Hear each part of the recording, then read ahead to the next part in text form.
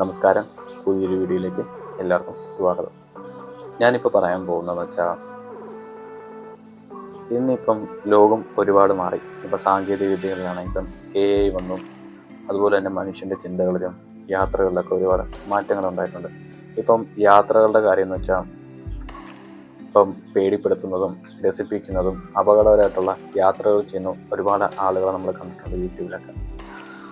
അതേപോലെ തന്നെ മനുഷ്യനെ മോഹിപ്പിക്കുന്ന ഒരു ഗോളമാണ്, അതാണ് ചന്ദ്രൻ. അതിനെക്കുറിച്ചുള്ള ചെറിയൊരു കാര്യമാണ് ഞാൻ നിങ്ങളോട് പറയാൻ പോകുന്നത്.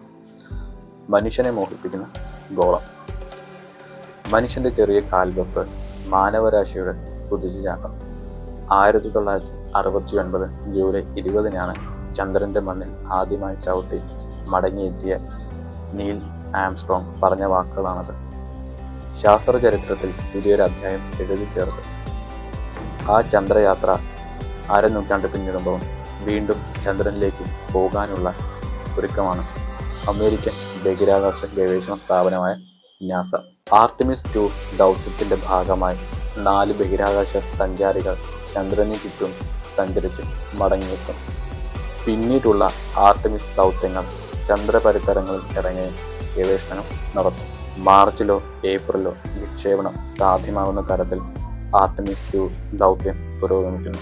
നാസയുടെ അപ്പോളോ ദൗത്യങ്ങൾ പല സമയങ്ങളിൽ 12 പേരെയാണ് ചന്ദ്രൻ്റെ മണ്ണിലിറക്കിയത്. അവസാനമായി ഒരാൾ അവിടെ എത്തിയത് 1972 ഡിസംബറിലാണ്.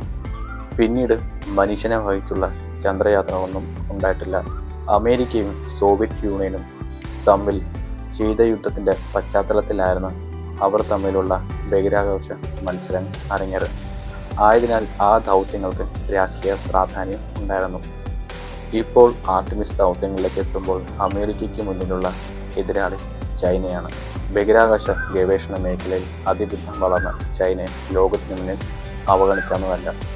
ഈ മേഖലയിൽ രാഷ്ട്രീയ വൈരങ്ങൾ മാറ്റി നിർത്തി ലോകരാഷ്ട്രങ്ങൾ ഒന്നിച്ചു നിൽക്കേണ്ട ആവശ്യകത പല ശാസ്ത്രജ്ഞരും ഇതിനകം ചൂണ്ടിക്കാട്ടുന്നുണ്ട്.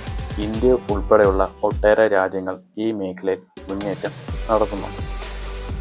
അപ്പോൾ നിങ്ങൾക്ക് എല്ലാവർക്കും ഈ മനുഷ്യനെ മോഹിപ്പിക്കുന്ന ഗോളത്തിൻ്റെ ചെറിയൊരു വിവരങ്ങൾ നിങ്ങൾക്ക് മനസ്സിലായെന്ന് ഞാൻ വിശ്വസിക്കുന്നു. ഇത് നിങ്ങൾക്ക് പ്രയോജനപ്പെടുന്ന ഒരു കാര്യം തന്നെയാണ്. ഇത് ലേറ്റസ്റ്റ് ആയിട്ടുള്ള വിവരങ്ങൾ തന്നെയാണ്.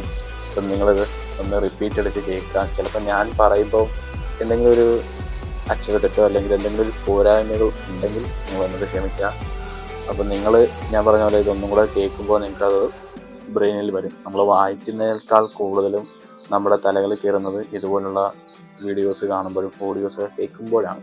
അപ്പോൾ അതുകൊണ്ട് നിങ്ങൾ 1-2 പ്രാവശ്യത്തിൽ കൂടുതൽ കേൾക്കാനായിട്ട് നിങ്ങൾ ശ്രമിക്കുക, സമയം വരും. അപ്പം നിങ്ങൾക്ക് എല്ലാവർക്കും ഇത് ഇഷ്ടപ്പെട്ടെന്ന് ഞാൻ ഉറച്ചു വിശ്വസിക്കുകയാണ്. അങ്ങനെയാണെങ്കിൽ നിങ്ങൾ ലൈക്ക് ചെയ്യുക, കമൻറ്റ് ചെയ്യുക, സപ്പോർട്ട് ചെയ്യുക. അപ്പോൾ അടുത്തൊരു വീഡിയോയിൽ നമുക്ക് മറ്റൊരു ദിവസം കാണാം. അതുവരെ ബൈ.